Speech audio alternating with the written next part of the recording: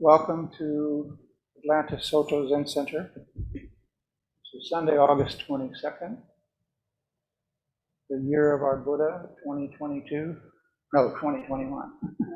Maybe in Buddha's time, maybe in the lunar calendar. This morning we're going to do something we've done before that's a little different from usual. The fourth Sunday, actually is this third or fourth? Fourth Sunday. So typically we'll feature a conventional talk, that is a talk about conventional take on Zen. And because I've been in the process of writing and publishing, we'll visit the new manuscript, which is called the Razor Blade of Zen, which is at the publisher. It won't be published until winter season of next year. They have their own seasons. And I'd like to preview it, however, with you today. And Kyosak John Mitchell is here today. I sent him a version of it, or sent him the manuscript, asking him. He's the, may not know this, but he's the producer of our podcasts, both the Householder podcast and the one that I do called Unmind.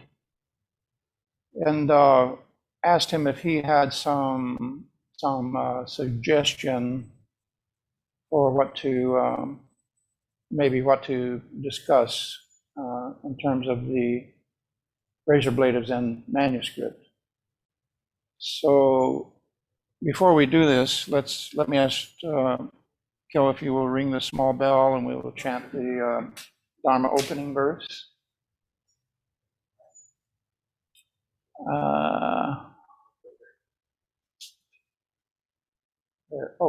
Maybe Taylor was going to do it. That's fine.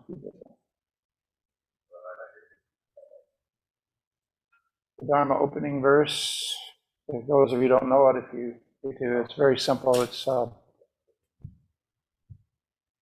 unsurpassed, profound, and wondrous Dharma, rarely met with even in 100,000 million kalpas. No.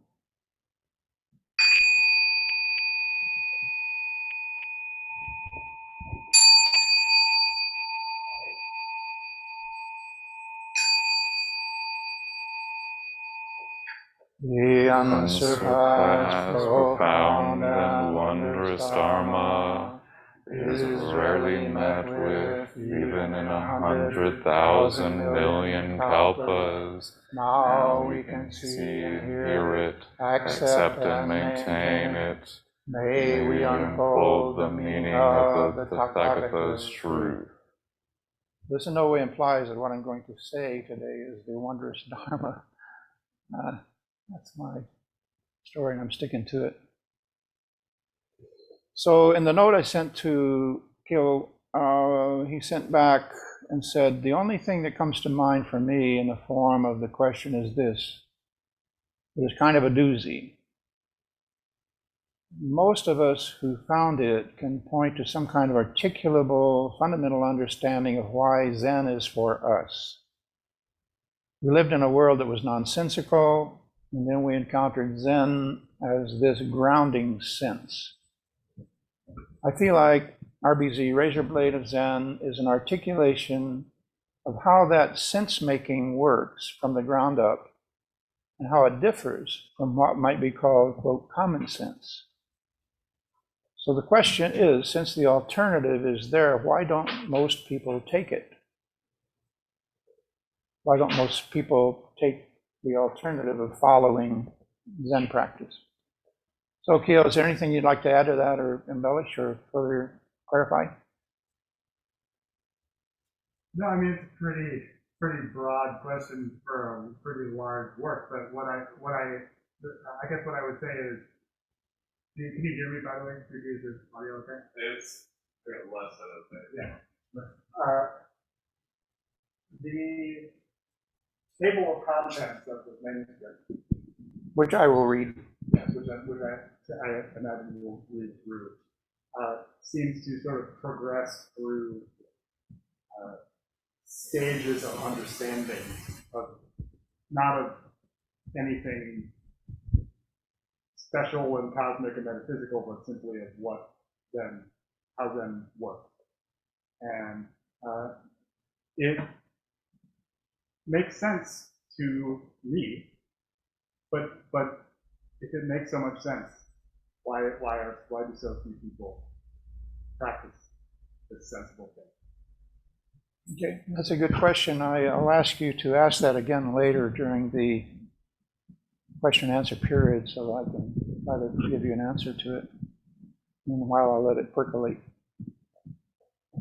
So what I will do today, since most of you, practically all of you, do not have a copy of the manuscript, I will read a little bit of the title, the intro, and the table of contents. And make a mental note if you hear a chapter or a section that sounds of particular interest to you, and jot it down if you have to. And then I will ask you to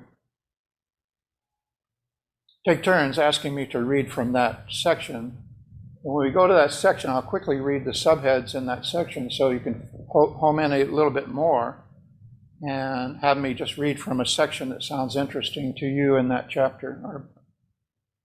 So the Razor Blade of Zen is distinct from the original Frontier, although they were originally part of the same manuscript. And I sent it to the publisher and they said, I think you got a couple of books here, more than one book. So I took it apart and it fell neatly into halves, almost to the page. Then in editing and rewriting and so forth, all of the turmoil that you go through as a writer, some of you are writers, so you understand what I mean. The original Frontier came out to about 250 pages, and it is kind of a Serious Seeker's Guide to Zen, like a manual for personal practice. And if you don't have this or you don't know about it, please go to the website and it'll give you the linkage to get to it. The Razor Blade of Zen, however, the other part of the manuscript, once we started editing through this, and I've had some help in editing it, it's been reduced to about 108 pages, 110 pages or so. So it's going to be a smaller book, but it is trying to position Zen in the culture rather than as a personal take on Zen that you can use along with your sitting meditation, which is the way the original Frontier is designed to be read along with complementary to your meditation. This also you could certainly do, but you could certainly treat this book that way, but it's a little bit more about the social implications and so forth out there. The subtitles is called The Razor Blade of Zen. Subtitles is Cutting Through Confusion and Conflict Between Extremes of Rationalism and Theism in the Face of Man-Made and Natural Disasters During a Time of Increasing Uncertainty. As if that weren't enough. So, it starts out with living in interesting times is the first introductory section, just the introduction. So here's the list. Just listen and something sounds interesting, make a note of it. We'll come back, we'll visit that section. So living in interesting times is a short introduction. Comparing rationalism, theism, and Zen is sort of the skeleton of the book, and there's a chart through which I compare three different aspects of each, and then compare them to Zen. Reflecting on rationalism is the first part of that. Then thinking about theism is the second part. And finally, zeroing in on Zen. Zen is what I know most about. I'm not much of a scientist or a religious scholar. So I use those as sort of springboards just to be able to try to explain Zen in that context. So that's comparing rationalism, theism, and Zen, sort of the first section. The next is contrasting the 8 dimensions. I put in the chart there are 8 different dimensions. Dimension 1 is questions asked. And I make the assertion that rationalism basically asks how questions, how things got to be the way they are, how they work, science, and so forth. Theism, however, tends to ask why questions. Why me, Lord? You know, why do we exist? And the answer in theism is typically a who type answer, God's will, God, the Word of God, and so forth.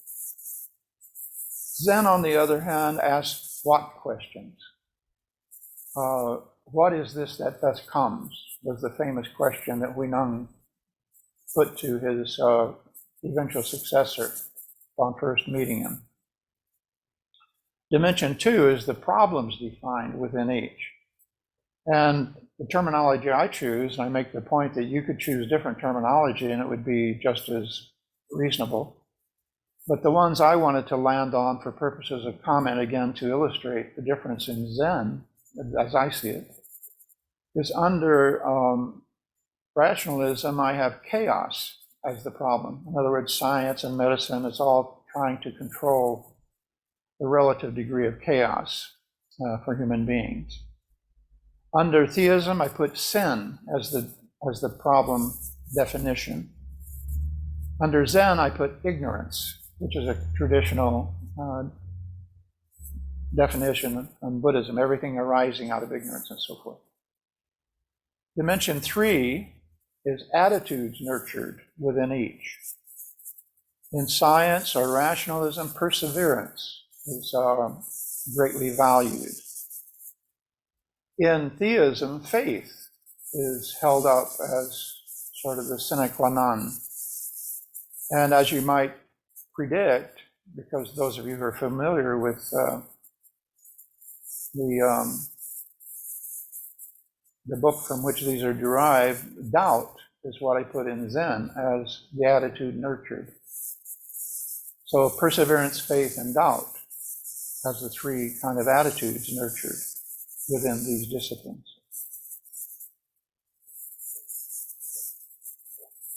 Dimension number 4, I had a hard time coming up with what to call this, but it's kind of the entities trusted, those things in which we invest our trust. In rationalism, it's evidence, or it's experiment. Evidence, actually, evidence is what we trust. If we have evidence of something, then we think it's a truth, and so forth. In rationalism and science. In theism, I think you would say they trust, the word I chose was Savior. You could say God, you could say a lot of things, but I said they trust, put themselves in the hands of Jesus, or they trust the prophets and they follow the doctrine and so forth. So it's, could have said doctrine, but I said Savior. And then in Zen, I think what we put our trust in is what we call self-nature. By self-nature, we mean true self, not the constructed self.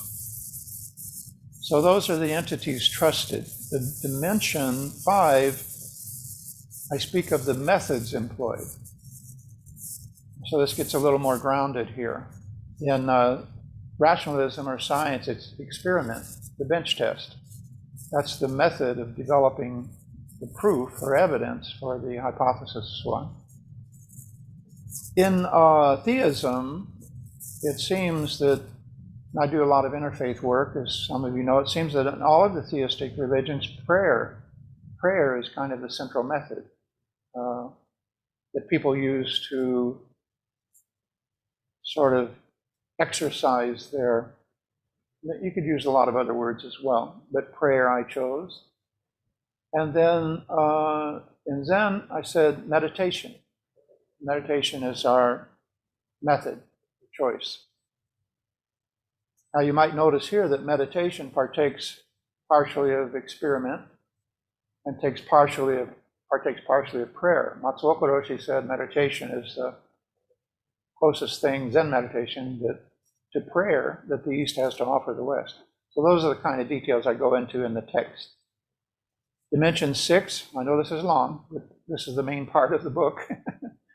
Dimension 6 are the truths claimed by these different disciplines or systems. In rationalism, I simply called it verification. That is, if somebody else can verify the evidence that you developed and your hypothesis, your theory, especially third party, in other words, third party verification in rationalism or science. In theism, the truth claimed I labeled as belief. It doesn't require evidence. It's absent evidence. So it's, in a sense, it's the opposite of the rational or scientific. And then in Zen, I use the word identification. And this may slip out of your grasp a little bit, but Buddha taught that as opposed to a truth, scientific truth that can be verified by experiment, sort of verified by others, or a belief that requires absolutely no evidence, he called what happens in our meditation, eventually we come to self-identify with the truth. Now, we start out self-identifying in all kinds of ways. So this is based on this kind of insight that Buddha ostensibly had. And he said this kind of truth, identifying with the truth, identifying self with truth, not an independent observer articulating the truth of everything else, but the truth that combines and includes the observer, self-identification with the truth, he said, is superior to either truth based on evidence, some sort of external truth somebody can prove, or truth based on a belief that no one can prove. So it's personal proof, personal evidence. That's why it's not considered 100% scientific. Dimension 7 is the goals that are pursued in each, at least apparent to me.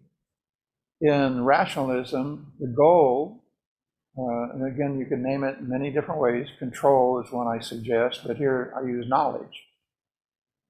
And of course, knowledge is useless unless it's applied, unless you do something with it.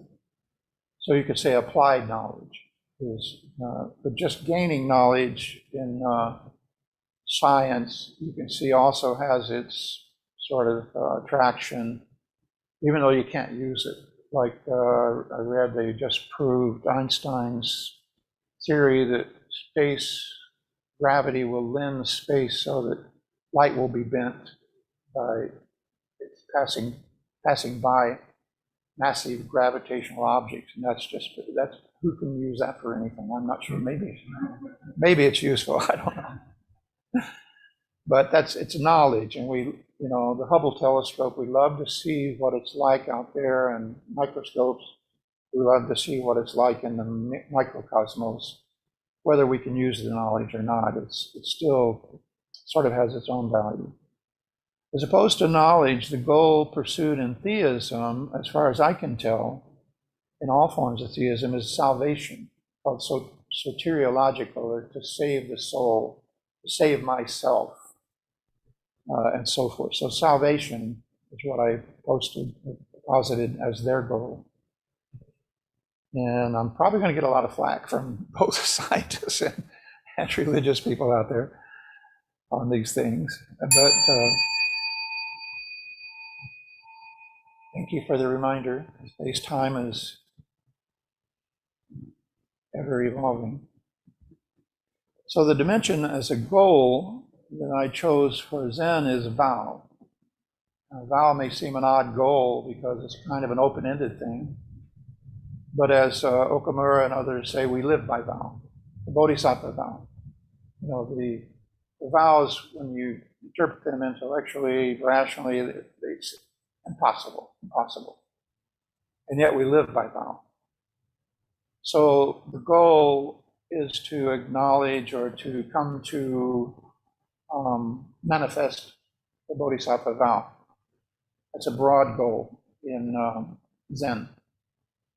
So conclusions drawn, dimension 8, in one of the conclusions that I chose, there are many, many conclusions drawn in every category, but the one that was getting all the press when I started putting this manuscript together was evolution in science or rationalism, and then in theism it's creation or creationism, and the big whole public debate between those two things.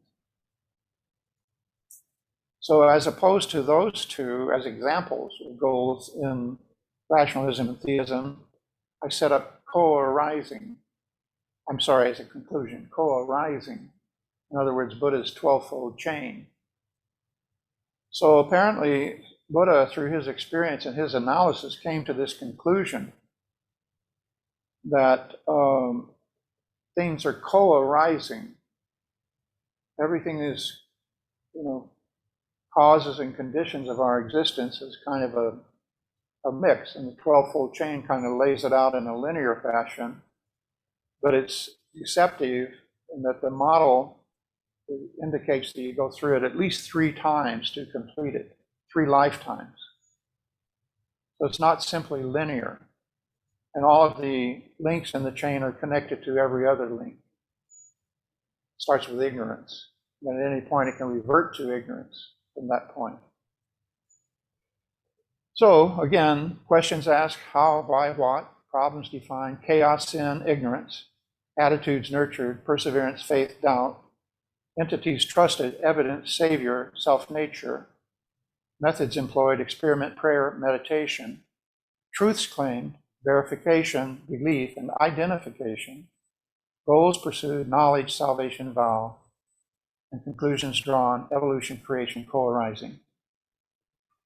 So again, you might want to choose your own terminology. So that's sort of the bulk of the book. It's this chart that shows these in a chart form, and it goes into detail.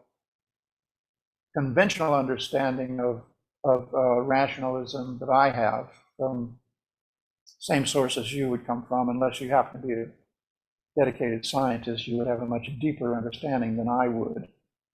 But I think my understanding of rationalism science probably reflects the man on the street in our time.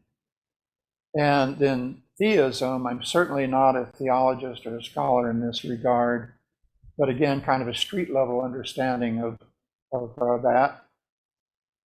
And then zeroing in on Zen, the third category, I think I understand more about that because I spent a whole lot more time on it. So those are the longest sections in each of those sections, the commentary on Zen, obviously because I'm trying to explain it.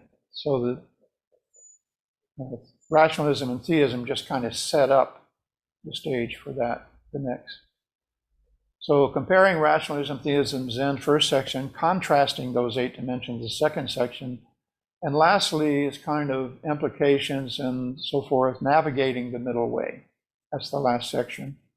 The first chapter of which, or the first section, is Reconciling Science with Zen. As Matsuoka Roshi would often say, Zen finds no contradiction with science, no conflict. The Dalai Lama said if science comes up with something that contradicts Buddhism, Buddhism has to change, not science. So the second, there's only 3 sections in Navigating the Middle Way: Reconciling Science with Zen, a little more detail on that. Getting Beyond Belief, where I posit that a scientist, for instance, in Reconciling Science with Zen may be able to develop a less rational view of life and allow for more uncertainty and more, so forth, some of the things that Zen allows for. The don't know mind, mystery, etc. Getting Beyond Belief is taking it a little bit from the theistic perspective and saying maybe you can develop a little more rational religion, a little more irrational science, a little more rational religion.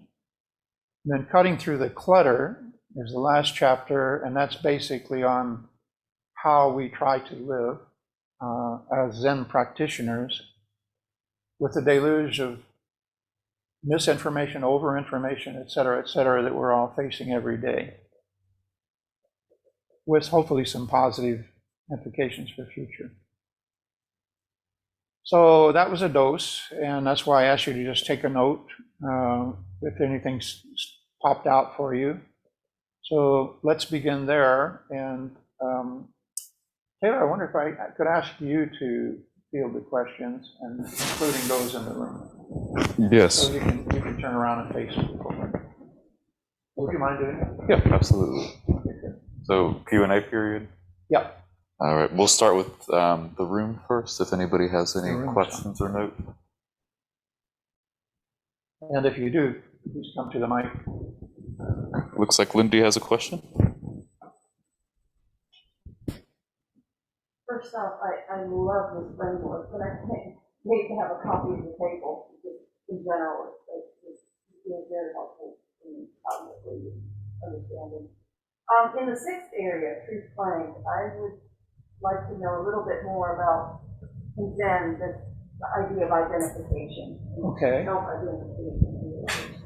Okay, well, let's go there briefly, and let's see if I can just read the introduction to that part.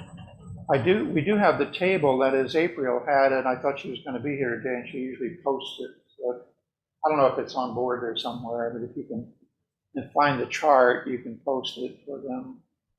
Meanwhile, I'm running down to, it's about page 65, and we'll talk about that. This particular, I think I have a responsive thing here where I could click on 65 and it would go there. By the way, the tail end of these are illustrated where the 12-fold chain is illustrated, my little stick and ball models that some of you are familiar with.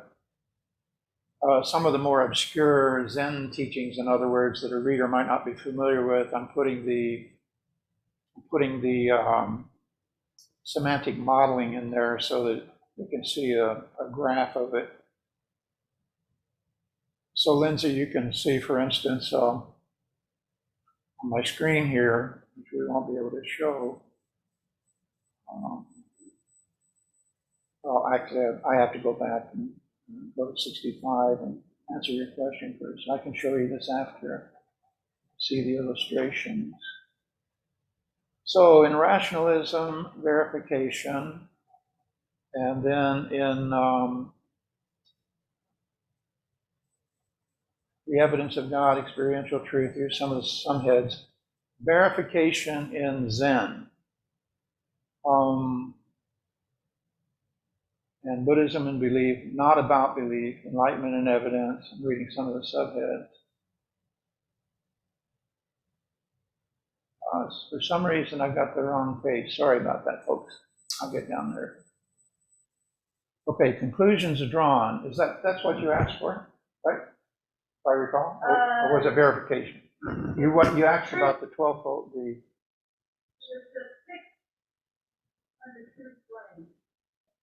truth claim. All right. Please be patient, everyone. You hate to be read to, I know that. Okay. Truth claim, verification, belief, and identification. So you're looking for to talk on identification, correct? Yes. So let me read the intro of the section first. Truth is a slippery term. I think we will all agree. One person's evidence may be ridiculed as a mere theory by those holding opposing views, or worse still, as an outright untruth. In spite of interfaith aspirations to the contrary, Zen Buddhism does not part company with the more radical claims, or does part company with the more radical claims of some sects of theism. It bears repeating that Zen does not, however, contradict the findings of science. Furthermore, according to the Dalai Lama, as I mentioned, if conflict does arise, it is Buddhism, not science, that will have to be revised. Truth based on verification of evidence is of a different order than truth based on belief, and is more generally useful to society, partially for that reason. But objective truth does not always offer much comfort for the deeper needs and fears of humanity, which is one reason why people in dire straits turn to unproven beliefs, i.e. faith. Faith in something, anything, can be comforting, whether it is true or not. As we will see, truth in Buddhism is of a different order. It is not based on a belief, no matter how dearly held. It is instead based on direct identification with the truth in the experience of each person. First person evidence, first person truth. So the sections in here, as I scan down: truth be told, rationalism, verification, theism, belief, inheriting belief, belief and birth, evidence of God, and then Zen Buddhism, identification. As the meditation sect of one of the four major religions of the world, Zen itself might reasonably be regarded as a religion, as it is by some, including practitioners. Many Zen folk, however, would hold to the increasingly common cultural meme of self-identifying as spiritual but not religious. That is, followers of Zen, if not exactly loners, do not tend to be joiners, and they do not look to their spiritual practice to provide their self-identity. This very self-identity is called into question in Zen. The fundamental teachings of Buddhism's Four Noble Truths are centered around a definition of the problem of existence as necessarily involving change, which results in suffering. B, a call to action to relinquish our own craving, which results in unnecessary suffering inflicted on others as well as ourselves. C, a broad acceptance of natural suffering, aging, sickness, and death, as built into existence, thereby mitigating personal suffering to a reasonable degree and leading to the potential cessation of damage unnecessarily inflicted upon others. D, the fourth noble truth, a prescription for daily practice following the Noble Eightfold Path to realize salvation in this life, as opposed to desire for salvation in an imagined afterlife. In a little explanation of that last use of salvation, the emphasis on salvation in daily life as opposed to after death presents another stark difference between Zen and the emphasis in some world religions. Even in Buddhism, there are sects that follow precepts and other guidelines in this life in order to be born into better circumstances in the next go-round, a hybrid of Hindu and Buddhist teachings. This is yet another juncture where Zen departs markedly from theistic religions. So this is a long one. I'm not quite sure how much of this I need to read, but let me read the section called Verification in Zen. Any substantive effect of Zen is directly experienced, rendering the description of its witness necessarily in the form of testimony. But Zen's insight is verifiable by experiment. You are free to do meditation, to study and experience Zen, and find out for yourself. Of course, to access the insights of Zen, it may be necessary for you to suspend disbelief for a while, to develop a more trusting nature, and to embrace the testimonials of other meditators, such as myself, while wholeheartedly engaging in its prescribed method of experimentation, La Zen. If you are like me, it will become necessary to persevere in the face of little perceivable results and with zero verification for some time. But this too shall pass, and as in all things, your results may vary. I'm not going to go into Buddhism and belief, that Buddhism is not about belief, the next section, enlightenment and evidence, and so forth.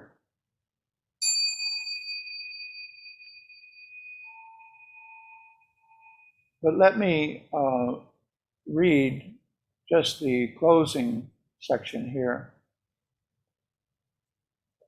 Identification of our true self with the transcendental truth of Zen as a distinct way of knowing reality and one's place in it comprises a turning about in the inmost consciousness, as Buddha is said to have testified. That this occurs within our inmost consciousness indicates that this turning about cannot be triggered by ordinary consciousness. To enter inmost consciousness, we must take a step back from what we regard as our own consciousness, as suggested by Master Dogen. You should stop pursuing words and letters and learn the backward step of turning the light on yourself. When you do so, your body-mind will naturally fall away, and your original Buddha nature will appear. Body-mind may be taken to mean that conceptual categories that inform our ordinary consciousness will naturally fall away. In other words, body and mind can both be considered a conceptual category. That our Buddha nature will appear of itself, quote, implies that it is already there, awaiting our awakening to it. Buddha declared this kind of truth, self-identity with truth, to be superior to unverifiable belief or religious truth, as well as to findings based on evidence verifiable by third parties or scientific truth. Identification of the true self with ultimate and unconditioned truth in the inmost consciousness must be an experience beyond belief, intellect, or concept, beyond evidence or measurement, certainly beyond words and letters. The admonition to, quote, stop pursuing words and letters is vintage Dogen, who is promoting a direct method of practice that does not rely on concepts. The prevalent form of Zen in Japan of that time was the so-called word Zen, Japanese kana, of the Linchi or Rinzai school, which word Zen, kana Zen, which emphasized meditating on a signed koan, the logical riddles meant to stymie the intellect. But the truth of Zen is inherently inconceivable, and therefore inexpressible in words. As portrayed in Faith in Mind, a 6th century Chan poem by Zen's third ancestor, Sampan. No comparisons or analogies are possible in this causeless, relationless state. Consider motion in stillness and stillness in motion. Both movement and stillness disappear. When such dualities cease to exist, oneness itself cannot exist. To this ultimate finality, no law or description applies. And later, at the end of the poem, words, exclamation point. The way is beyond language, for in it there is no yesterday, no tomorrow, no today. Zen's revelatory insight does not qualify as an epiphany confirming a religious belief, as defined by theism, or as scientific evidence proving a hypothesis or theory, as defined by rationalism. But this does not mean that it is not real. It can be verified only in your direct experience, which requires a deep trust in and identification with your original or true nature, or Buddhism's Zen mind. Here, the ultimate finality has nothing to do with the existence of a creator, or the beginning and end of the universe and its ultimate meaning, or other such speculative notions, however compelling. It is at once both a personal and ultimate finality, a non-dual insight inclusive of the entirety of reality, transcending our dualistic conceptions of it. Thus, it is innate, something we actually already know, if only subliminally. And it is intimate, close in time and space, like the water to a fish. Buddhist practice and philosophy claim to transmit a central truth, which is uniquely capable of liberating us from self-imposed bondage. Zen is not a religion of the deceased, promising paradise to believers and martyrs, and perdition to the unrepentant, but a spiritual practice by, for, and of the living. It promises the possibility of spiritual awakening in this lifetime, as testified to by its ancestors, This is the way to realizing our true identity.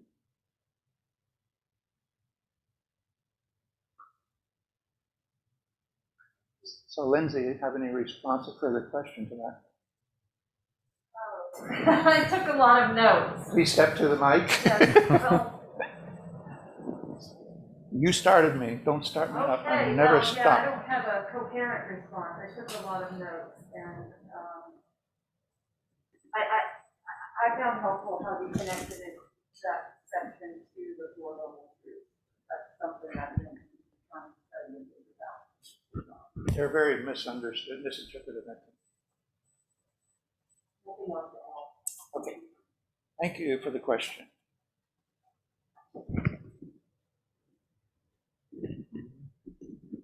And then does anybody currently in the room have a question? We're about 11:30, about halfway through. Question? All right, I'm turning it over to the folks on Zoom. Feel free to raise your hand, give me a wave. You know the business. What questions you got?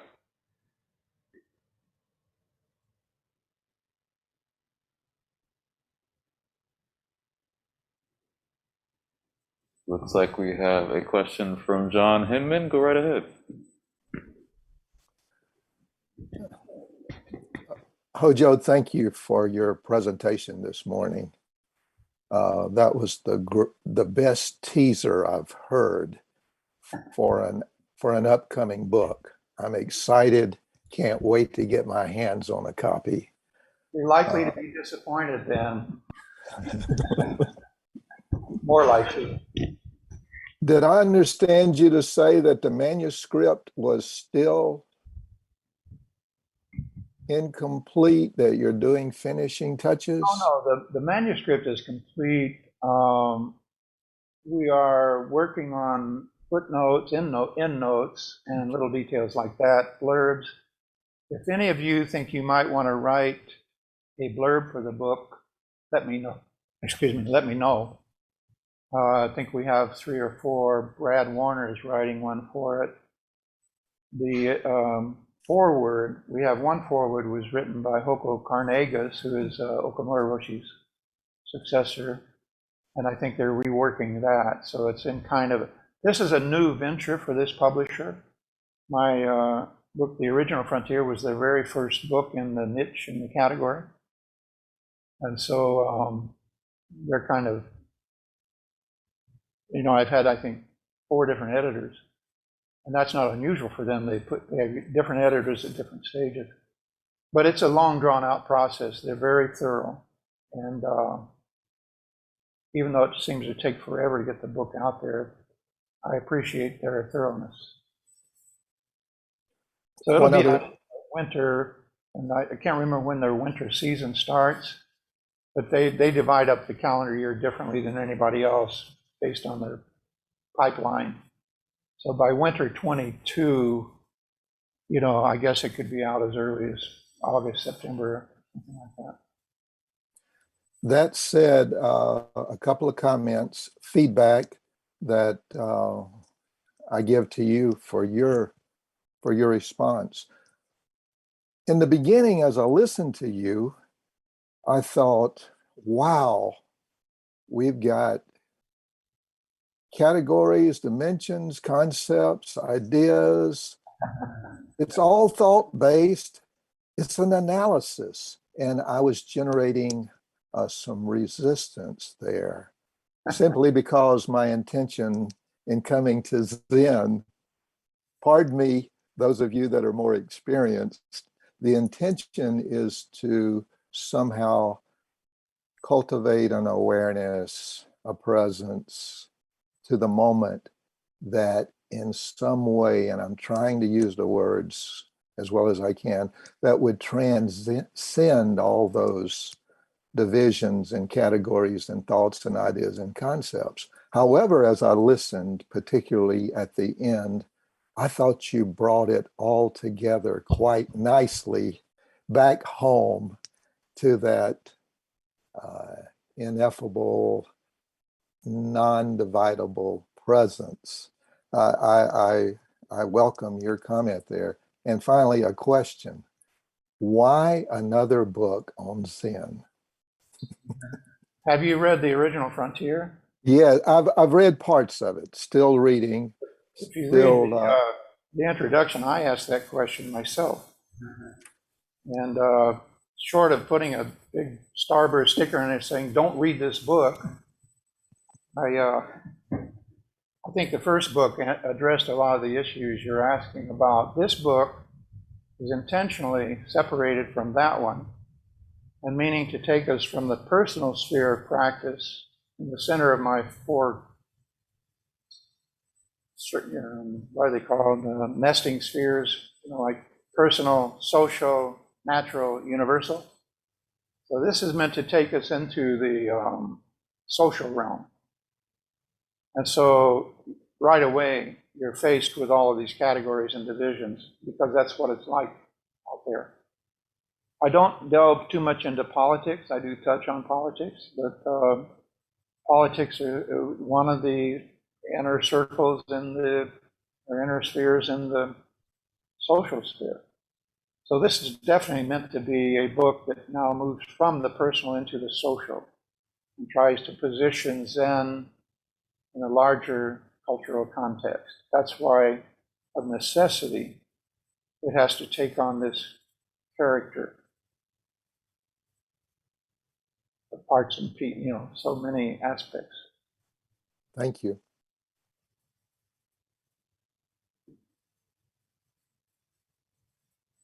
But I agree, nobody comes to Zen for this.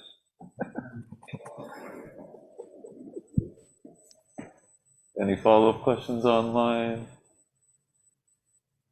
Ungun, I know you got something stirring. Ungan is one big question.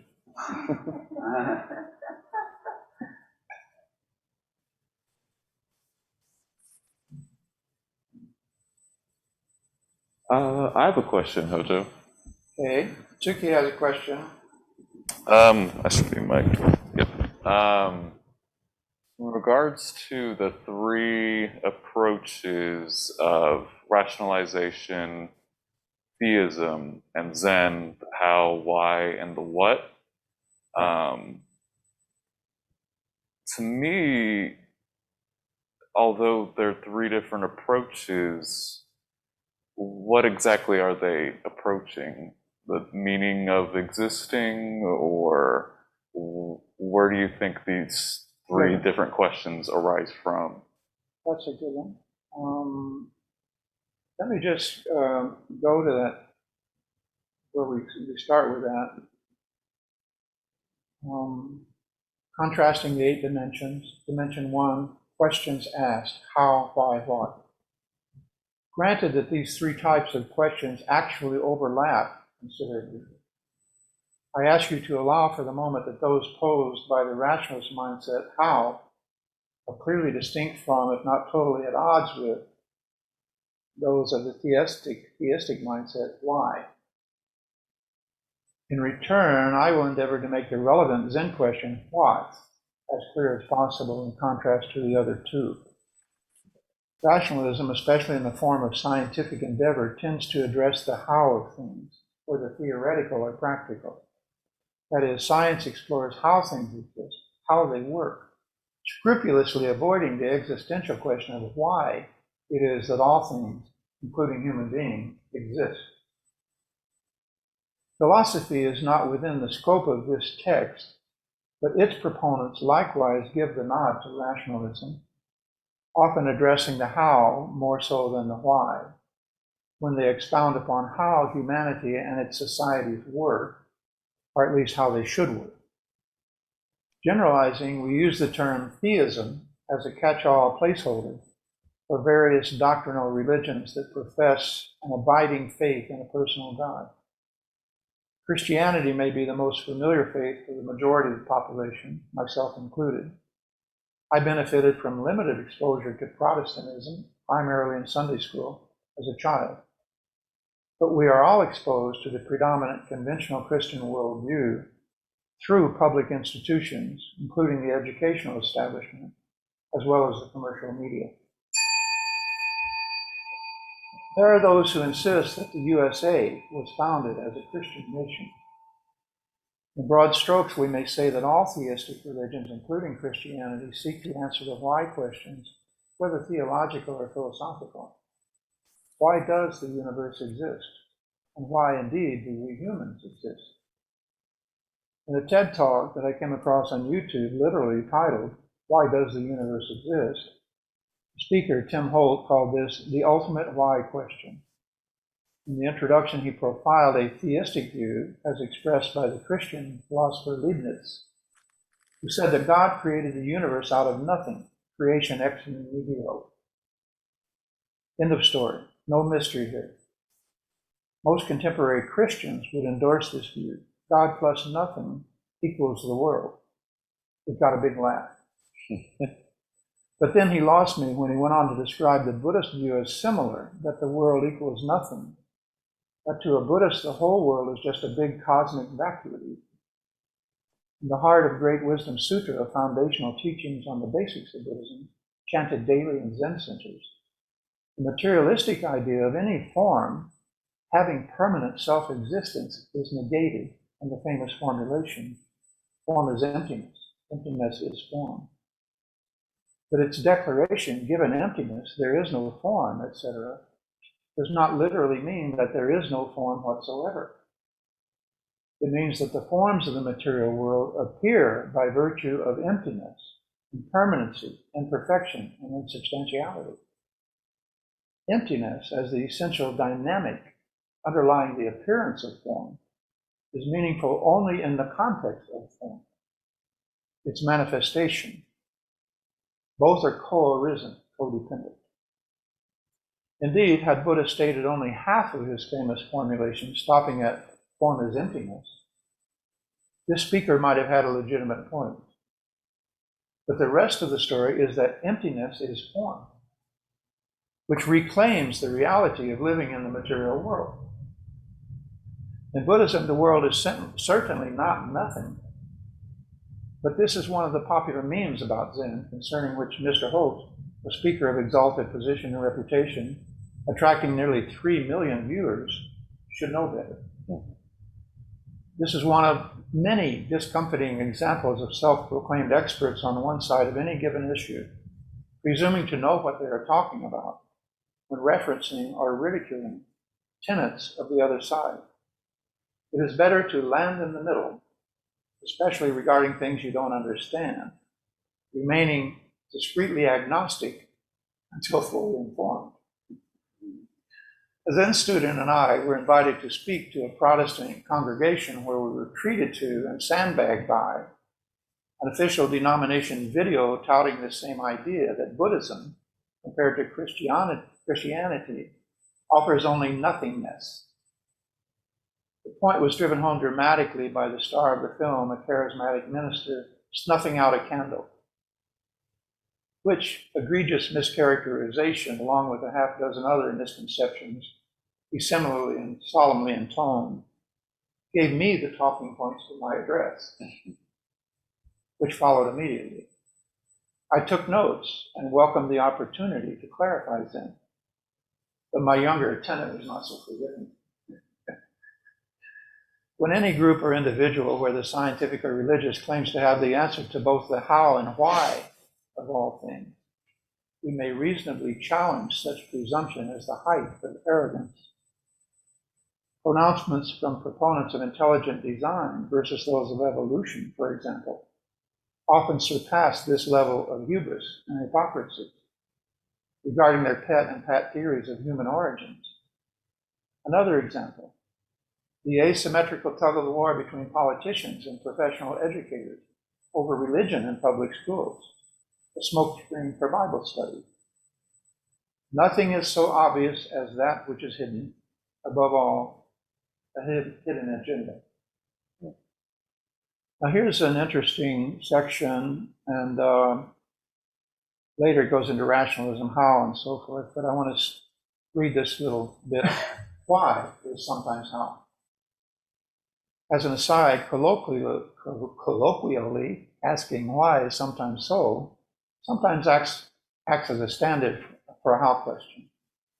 In the vernacular, why sometimes means how, depending on what we mean by why. Take, for example, the collapse of a bridge, a concern gaining traction with our crumbling national infrastructure. A person might ask why it collapsed. There are at least two ways to interpret this use of why, one having to do with causes, the other with ends or purposes. That is, the question might refer to how the bridge collapsed, that is, what caused it to collapse. One possible answer, dynamite placed on the support structure, or faulty construction or inadequate maintenance. Another possible answer would concern the end result, the purpose behind the collapse. If it was dynamited, then somebody placed the explosives. Why? Perhaps because it was old and needed to come down for safety reasons before a new bridge could be put up in its place. Dynamite is the proximate cause for the bridge collapse, but the purpose is replacing a dangerous bridge with a safe one. Or a terrorist group may take out a strategic bridge, as recently planned in Michigan, as part of a foiled plot to kidnap the governor. In case you're reading this in the distant future, I am not making this up. Look it up. But both purposes, replacement versus an attack, are legitimate answers to the why question. One answer addresses the how question. There's also a reason why, dynamite. If you ask a scientist why something behaves the way it does, why the Earth orbits the sun and not the other way around, the explanation may seem to answer the why question. Earth orbits the sun because it is enthralled to Sol's greater gravitational field. Because expresses the why of causality. But if we look more closely, the explanation is more about how the solar system works, not why it is so. Why questions beget ever more why questions in an endless regress, like trying to satisfy the curiosity of a child. Well then, the child says, why does the sun have more gravity? Because it has more mass. Why does the sun have more mass? Etc. ad infinitum. With that hair fully split, and for the sake of this discussion, we return to the chart, treating how questions as eliciting causes and methods, how questions as eliciting causes and methods, and why questions as addressing intents and purposes. And it goes on into rationalism. I hope that had some clarification for you. It had some clarification. I'm curious about the what in relation to what was explained. Okay, but it's Buddhism, clear why? Perfection versus imperfection. Let me jump down a second. Zen Buddhism, why? Bye-bye. See you next time. If you can accept my broad brush correlation of the why questions with theism and belief and the how questions with rationalism and reason, you may be ready to consider the central categorical question of Zen. The fundamental inquiry in Zen is not a matter of why or how, but may best be expressed as what, as in, what is this in front of your face? We don't try to answer the why questions in Zen. We don't even ask, why are we here? Where did it all begin? Or when will it all end? These are considered hopelessly speculative in Buddhism, and more to the point, irrelevant to the problem at hand. Wise Buddhists avoid overindulging in rank conjecture, focusing instead on immediate and practicable action. Zen may be defined as promulgating a philosophy of action, pure and simple. You may argue that the who question, as in who am I, would be most relevant to Zen. But who is already too personal, too entangled with gnarly preconceptions and entanglements around self-identity. We want to study the self, yes, but only in order to forget the self. Better to consider what we are rather than who. It is more objective and scientific, less philosophical or psychological.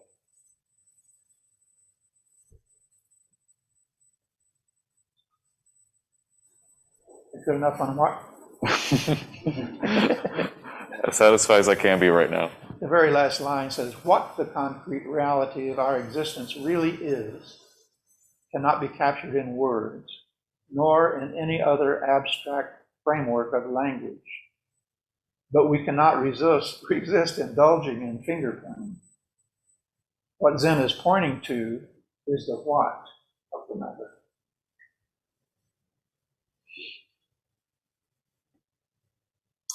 We've got one from Katsuryu, Bill Cooper.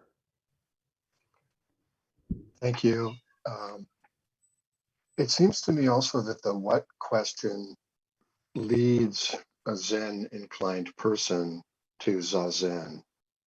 You know, if I want to know what's in front of me or what is this, I need to sit down and look at it. Is that Zazen part of the direction? Zazen answers the practical question of what to do about it.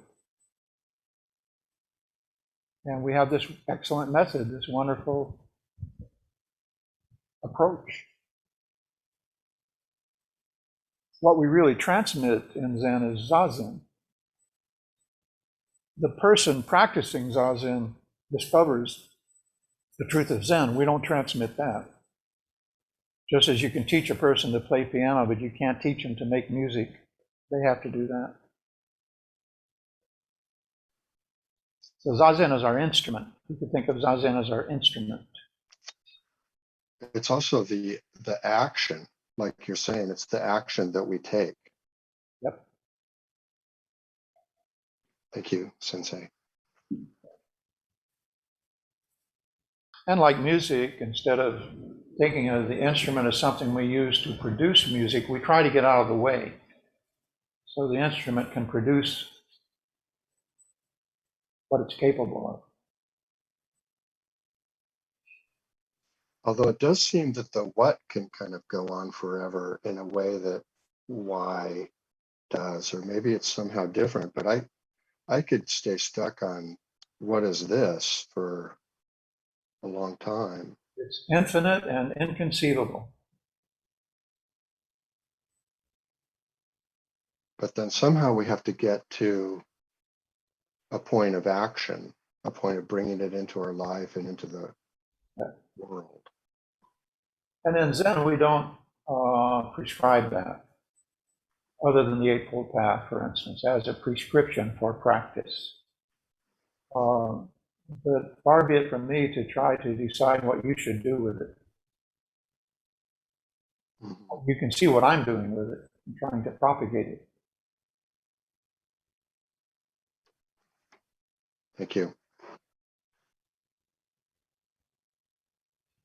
I believe Kiyosaku John was going to pose that question again that he had earlier. Yeah, Kyo was going to recap his question. Maybe we can close with that. We've got about 8 minutes. We have about 8 minutes.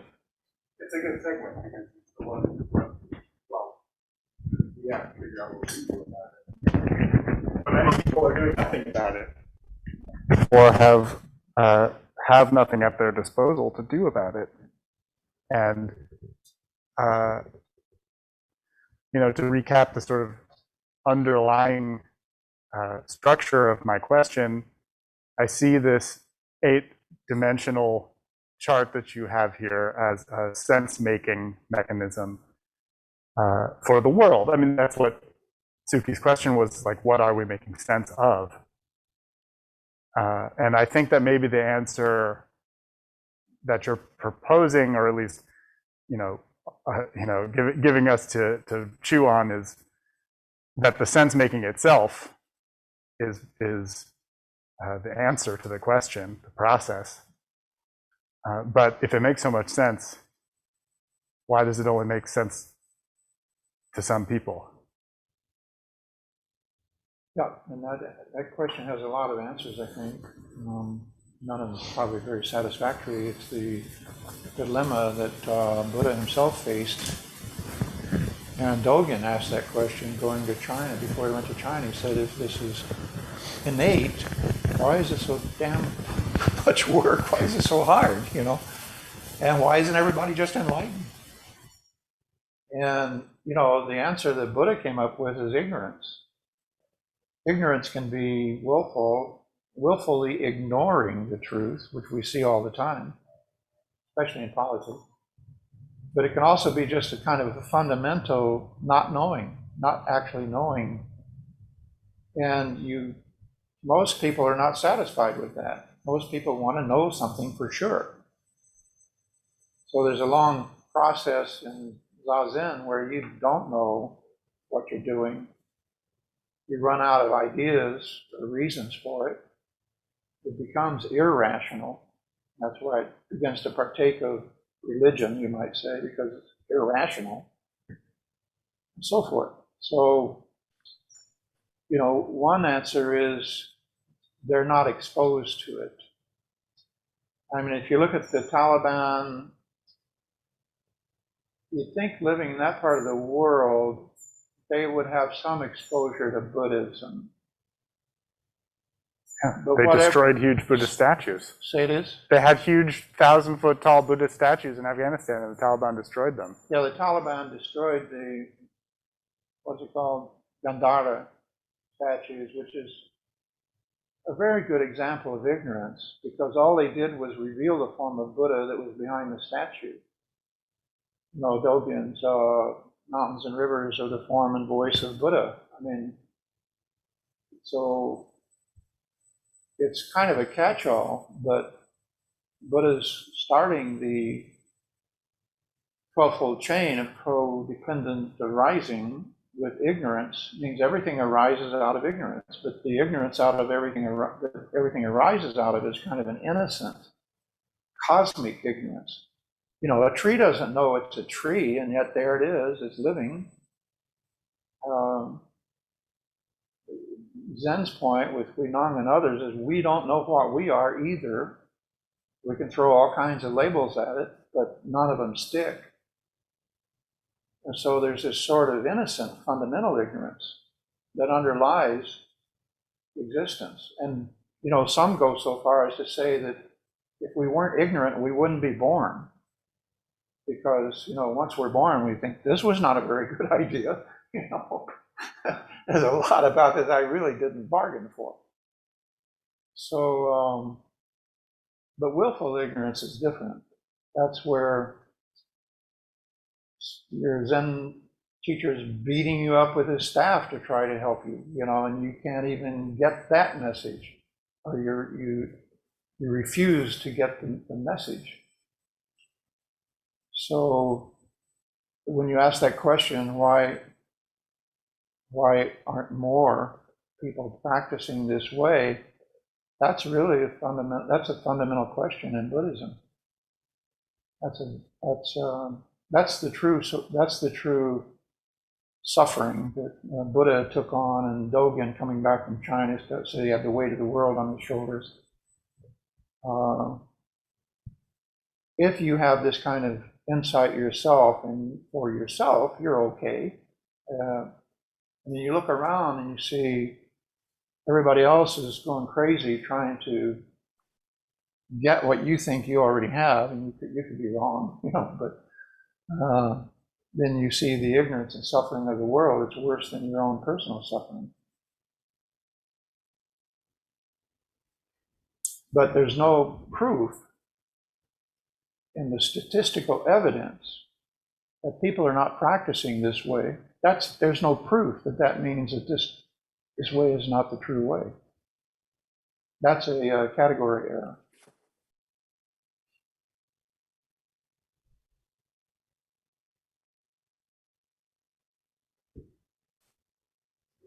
Yeah. Have you satisfied? Are you satisfied? I'm well, never satisfied. Good, stay that way. I've seen it now. We have just like 2 minutes, not too much to elaborate on another question, which I'm kind of bummed out because I know Amy's visual came on. Amy, do you have any questions? No? Okay. I was just going to tell Hojo, thank you for bringing your new material to us today. Lots to chew on. So, Gasho.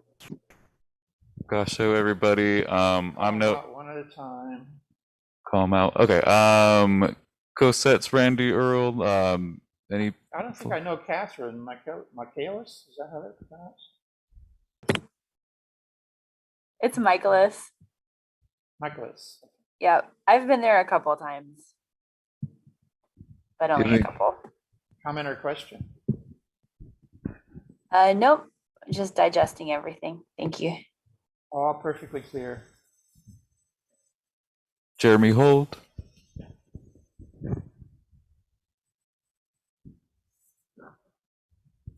Nothing from Jeremy at this moment. Corolla.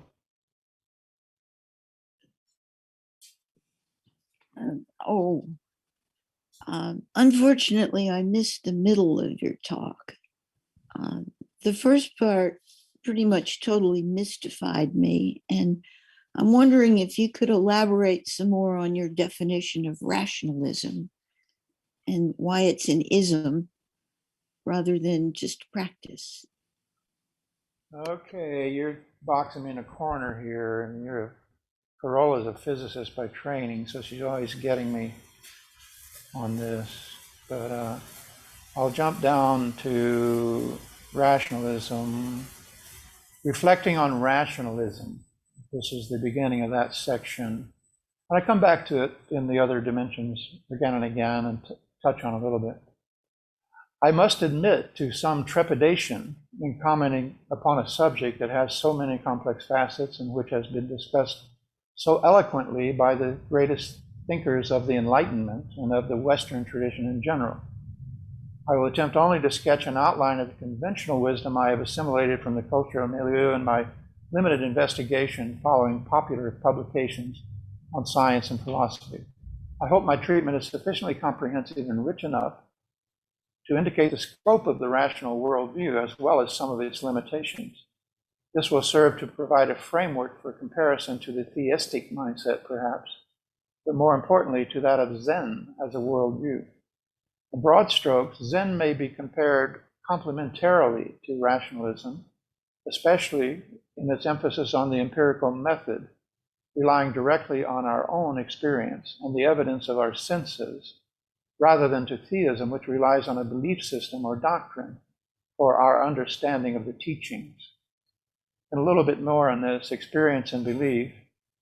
However, we have to be careful in defining experience in relation to Buddhist insight and to belief systems or doctrines in general, whether religious or cultural, or from empirical observation. On the one hand, experience may be uncontaminated by belief or doctrine, a direct apprehension of reality prior to the development of related beliefs or concepts. On the other hand, some experiences require background beliefs and concepts to have any determinate content. For example, experiencing an event such as the 4th of July, or feelings of a particular quality, such as patriotism. The first pure, quote, kind of experience may be reasonably argued to be false or non-existent, since most experiences register as what they are only in context, background concepts, assumptions, and beliefs. In other words, most of our experience is not self-interpreting or unambiguous, but conditioned by theory or preconceptions.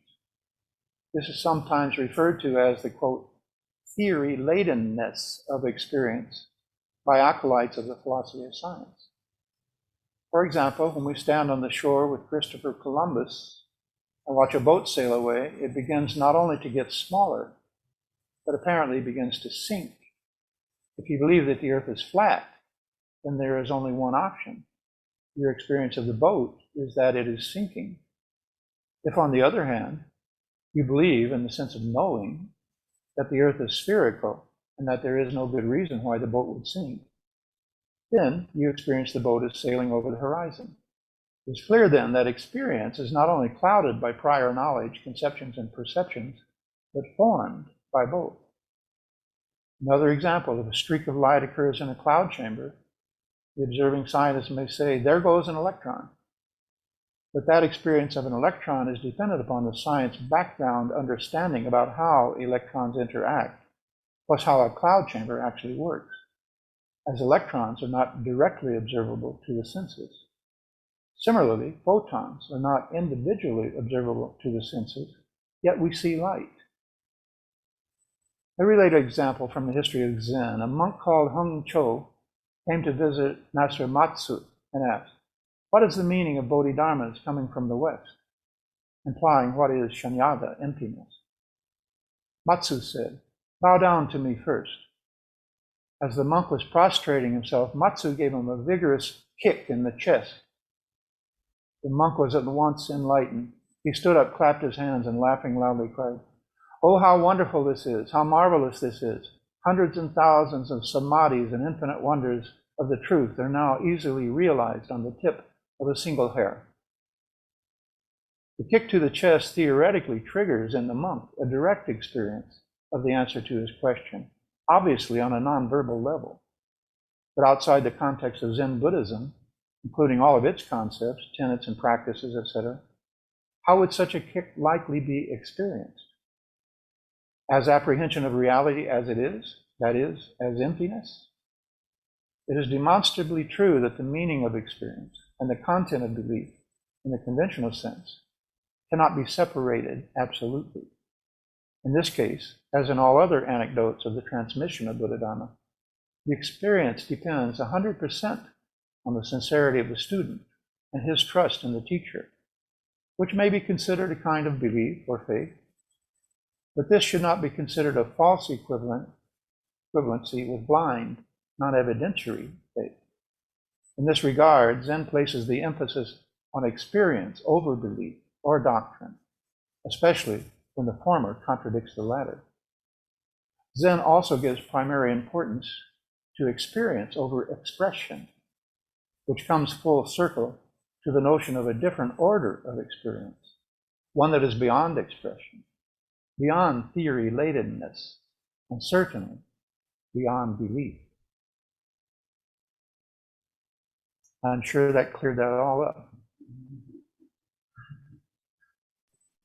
Oh, perfectly. All right. I want to make sure I ask Adam in the Zendo if Adam has anything to input.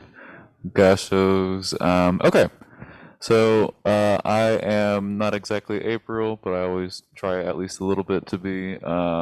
So we have programming that happens regularly. I'm not too in touch with that. Please check our website, ASZC.org. And our nonprofit organization, 501c3, relies on your donations. So please consider donations and all that. It's great. Keeps the keeps the roof together. Which, if you're in the Zendo right now, it's a pretty funny statement to make. Hojo, is there anything I should bring up? Next week is Hosin Chiki or Dharma Combat, so please join for that. That'll be wonderful. Thank you all again. Buy the book, write a review. Buy the book, write the review. I'm gonna carry it over to Kiyosaku John Mitchell to close us out with our for refuges or